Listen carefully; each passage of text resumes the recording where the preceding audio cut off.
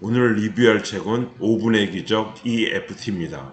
저자는 최인원 한의사입니다. 한국을 대표하는 EFT 전문가, EFT 한의학회 회장, 노장 사상가, 저술가, 화건가 EFT를 주독으로 사용하여 몸과 마음 그리고 삶까지 통합적으로 치유하는 심신의학을 알리는 데 선구적인 역할을 하고 있습니다.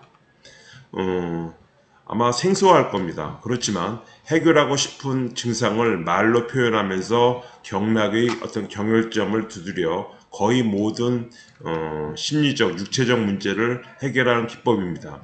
전통적인 상담 치료로는 몇 개월에서 몇 년 걸리던 증상들이 몇 해, 심지어 10분 만에 기적적으로 해결되기도 한다고 합니다. 여기 책에 이렇게 EFT 간단히 알아보기 위해서 경혈점이 나와 있습니다. 한번 인터넷 같은 데를 검색해서 다시 한번 경혈점이 어딘지를 한번 보기 바랍니다. 자, 저자는 열등감이 많은 사람에 대해서도 나 자체가 못난 것이 아니라 나는 못한다, 나는 못났다라고 벽글씨가 그렇게 만든 것이라고 얘기를 합니다. 결국 못난 사람은 없습니다. 다만 못난 생각을 하는 사람이 있을 뿐입니다. 이렇게 인간의 모든 정체가 고정된 실체가 아니라 본인의 결국 뭐냐? 벽글씨 산물이라는 것을 이해하면 타인과 나에 대한 이해와 용서의 마음이 커지고 평화로워진다고 합니다. 자, 벽글씨를 확인하는 가장 좋은 방법은 빈칸 채우기를 해보는 겁니다. 한번 여기 있는 내용에 빈칸을 채워보기 바랍니다. 자, 확언이란 자신이 원하는 결과를 긍정적으로 표현하는 말이죠. 다른 말로 자기 암시라고도 할 수 있습니다. 자, 이해를 돕기 위해 구체적으로 확언의 예를 들어본다면 나는 할 수 있다. 불가능은 없다. 나는 날마다 모든 면에서 좋아지고 있다. 나는 만인의 사랑을 받고 인기가 있어. 나는 항상 자신감이 있고 편안해.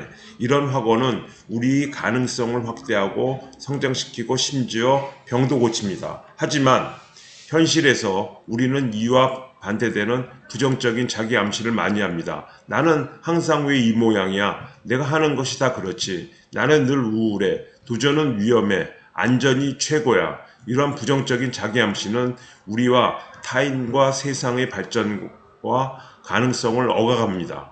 우리 속생각을 살펴보면 부정적인 자기 암시가 너무 많습니다. 이런 속생각이 규정하는 대로 살고 있기 마련입니다. 자, EFT 창시자 게리 크레이크가 제시한 확언을 만드는 규칙은 첫 번째, 당신이 정말로 원하는 것이어야 합니다. 두 번째, 당신의 목표가 현실적으로 달성 가능한 것이라고 믿을 수 있어야 됩니다. 세 번째, 확언은 반드시 현재형과 1인칭으로 진술해야 합니다. 자, 네 번째입니다. 자, 원하는 상황이 현재된 것을 상상하는 것은 새로운 일관된 생각을 확립하는 데 가장 강력한 도구가 될 수 있습니다. 다시 한번 얘기합니다. 원하는 상황이 현재된 것을 상상하는 것은 새로운 일관된 생각을 확립하는 데 가장 강력한 도구가 될 수 있습니다. 자, 긍정적인 신념이 힘을 발휘하려면 긍정적인 감정이 결부되어야 힘을 발휘합니다. 확언에 긍정적인 감정을 불어넣는 것이 결국 상상입니다. 예를 들어 돈이 쉽게 꾸준히 들어온다 확언했을 때 지갑에 계속 돈이 차 있다든지 손님들이 의외로 쉽게 물건을 사간다든지 통장에 나도 모르게 돈이 찬다든지 하는 상상을 해야 합니다. 길동이가 나를 사랑한다가 아니라 나는 따뜻하고 사랑스러운 사람이기 때문에 길동이 사랑을 얻는다라고 해야 합니다. 우주법칙과 통념상 타인의 자율적인 행위를 통제하는 것은 바람직하지 않습니다. 자, 생생하게 상상하면 무슨 효과가 있겠습니까?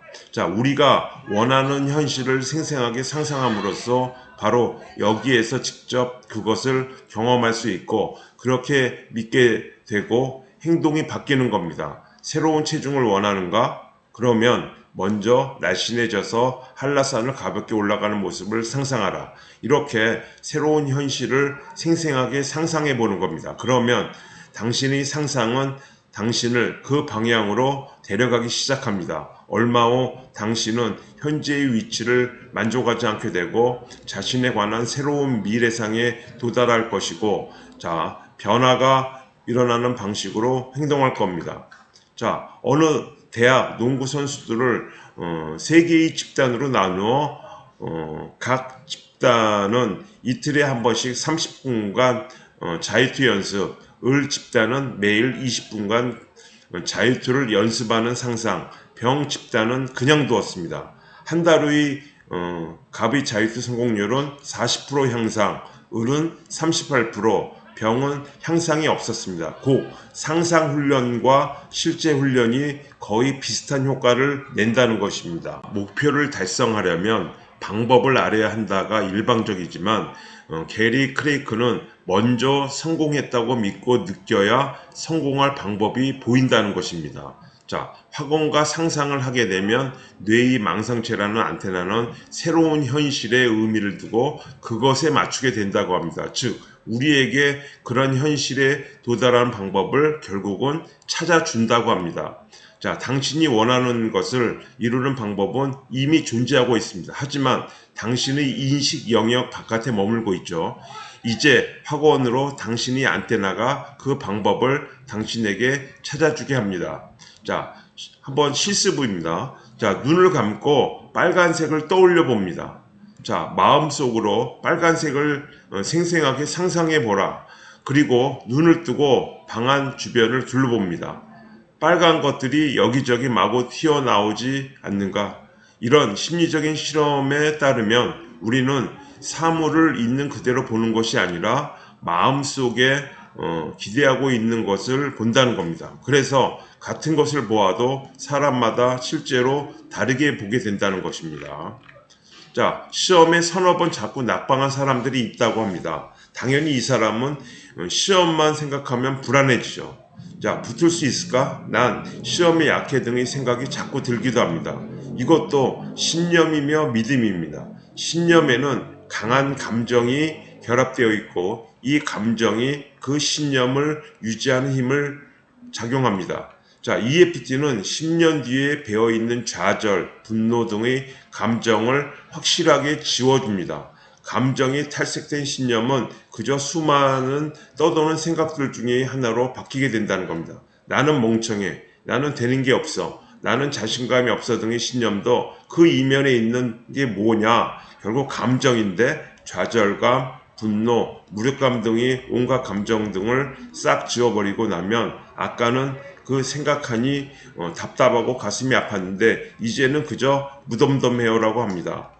자, 나의 판단과 행동을 변환시키고 유일하고 확실한 방법은 뭐냐면 나의 감정을 변화시키는 겁니다. 나의 감정 컨트롤이 인생 컨트롤입니다. 자, 다시 한번 얘기합니다.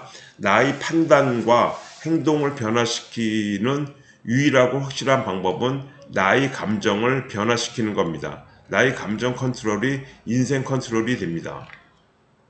부정적인 신념을 바꿀 수 있을까? 나의 이상에 있게 만드는 부정적인 신념을 찾아내어 수용 확언으로 만들어 EFT를 적용합니다. 예를 들어 나는 멍청하다는 자아상이 있다고 하자. 먼저 부정적인 신념을 수용 확언으로 만들어 두드립니다. 나는 내가 멍청하다고 생각하지만 마음속 깊이 진심으로 이런 나도 이해하고 받아들이고 사랑합니다. 이런 수용 확언으로 두드리다 보면 온갖 감정들, 억울함, 열등감, 좌절감 등이 싹 빠지면서 이런 신념에서 점차 벗어나기 시작합니다. 자, 이것과 관련된 다른 신념들이 또 오를 수 있습니다. 원래 신념이란 비슷한 것들끼리 뭉쳐있기 때문에 나는 뭘 해도 더디다, 나는 성질이 더럽다 등의 신념들도 따라오니 EFT를 적용합니다. 자, 2단계는 내가 언제부터 이런 생각을 하게 되었고 언제 어디서 무엇 때문에 이런 신념을 갖게 되었는지를 알아봐서 지워버리는 겁니다. 내가 언제부터 어디에서 이런 생각을 하게 되었을까? 누가 나를 이런 생각을 가르쳤을까? 언제 내가 처음으로 이런 신념을 갖게 되었을까? 이 신념과 관련해서 떠오르는 사건과 경험이 있다면 무엇일까? 잘 안 떠오를 때는 그냥 그럴듯하게 꾸며도 됩니다. 이런 일이 있었던 것과 같고 그때 그랬던 것 같다는 식으로 만들어도 됩니다. 그 다음 영화관 기법으로 깨끗이 지우면 되고 어느새 나의 자아상이나 신념이나 세계관은 결국은 바뀌게 됩니다. 자, 저자는 지울 기억을 골랐다면 가장 중요한 것이 질문을 잘하는 겁니다.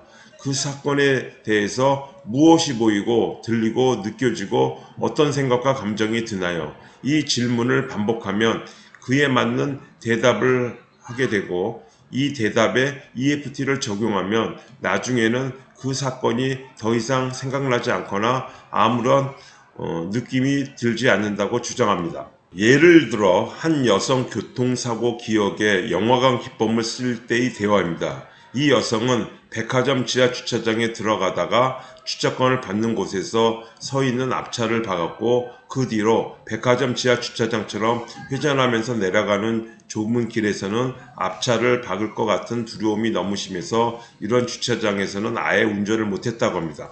그 기억을 EFT로 지워보기로 했습니다. 자, 작은 글씨로 썼습니다. 그 사건에 대해서 무엇이 보이고 들리고 느껴지고 어떤 생각과 감정이 드나요? 잠시 한눈 팔다가 갑자기 앞차가 선 것을 보고 급하게 브레이크를 밟는데 차가 도리어 확 튀어나가서 심장이 멎을 것 같아요. 가속기를 밟았나 봐요. 이에 나는 잘못해서 가속기를 밟아 차가 확 튀어나가니까 심장이 멎을 것 같지만으로 이 모습과 느낌이 사라질 때까지 두드려줍니다. 두드려줘야 되겠죠. 다시 이제 그 사건에 대해서 무엇이 보이고 들리는가 느껴지고 어떤 생각과 감정이 드나요? 차가 쿵 부딪히고 가슴이 섬뜩하네요. 자, 앞차가 내 차에 쿵 부딪히니 가슴이 섬뜩하지만으로 이 느낌이 사라질 때까지 계속 두들겨 주었습니다. 자, 계속 이런 방법으로 기억을 지우자 마음이 편해지고 행동은 바뀐다고 합니다. 유명한 심리학자 융과 프로이드가 벌써 문제에 저항하고 문제를 억압하면 오히려 문제가 반드시 돌아오거나 끈질기게 지속된다고 말하지 않았던가. 그렇다면 바로 억압과 저항을 그만두는 것, 곧 받아들임이 아니겠는가. 변화를 원한다면 받아들여야 합니다. 수용과 변화는 서로 연관이 있습니다. 긍정적인 변화를 일으키려면 현실을 받아들이는 것은 필수입니다. 당신의 어떤 상황을 받아들이지 못하면 부정과 거부의 상태에 있는 겁니다. 이런 상태에서는 어떠한 변화와 노력도 생길 수 없고 그 상태도 지속이 됩니다. 자, 수용 학원이란 내 무의식이 문제를 인식하고 계산할 수 있게 무의식의 문을 여는 역할을 합니다. 아무리 사소한 문제라도 무의식이 이것을 문제로 인식하고 받아들이지 않으면 치유되지 않습니다. 진정한 치유는 의식이 아닌 무의식에서 일어나기 때문입니다. 자, 나는 돈이 있든 없든 아프든 건강하든 잘났든 못났든 현재 상황이 어떠하든 언제 어디에 있든 마음속 깊이 진심으로 나를 힘들게 한 모든 사건과 상황과 사람들을 용서하고 내려놓으며 이 세상과 우주에 감사하며 어쨌든 무조건 나 자신을 있는 그대로 사랑하고 이해하고 받아들입니다. 오늘 여기까지입니다.